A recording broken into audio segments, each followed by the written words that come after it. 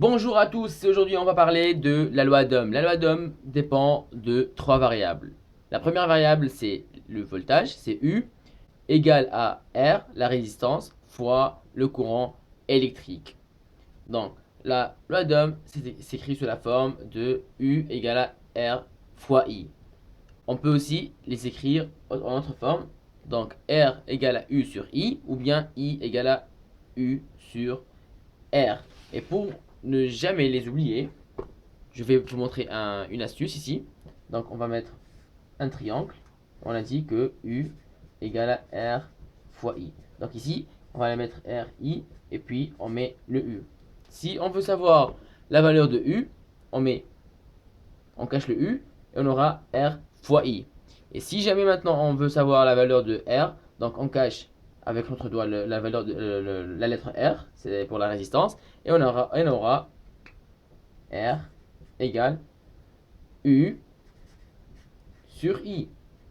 De même pour I, on cache le I, et on aura I égale à U sur R. Voilà. Et maintenant, comment on fait pour dans la pratique? C'est-à-dire ici, on a une batterie de 9 volts. Donc ici, c'est le U. Et le I, c'est le courant qui circule dans le fil électrique. Et R, c'est la résistance. Bref, donc je vais vous montrer un exemple. Par exemple, on a ici 9 volts. Et si jamais je veux avoir un courant de 0,05 ampères. Ça, c'est la valeur de I. Hein.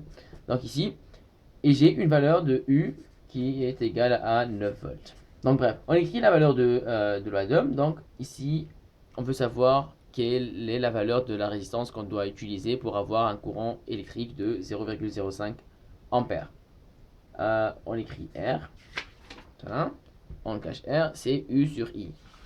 Donc, dans mon cas, on écrit c'est U sur I. Et puis, donc, on met 9 sur 0,05. Donc, si c'est volts et ampères.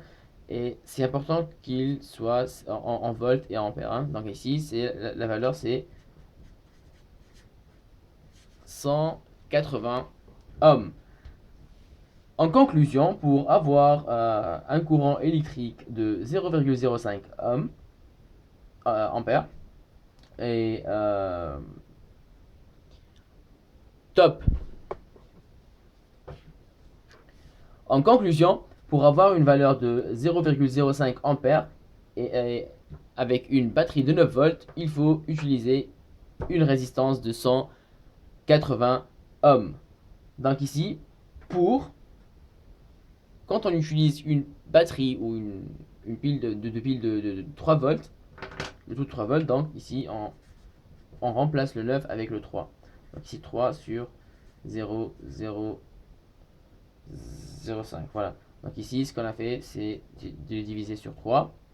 Donc ici, de même, on va diviser par 3. Donc voilà, donc c'est ça la valeur de la résistance.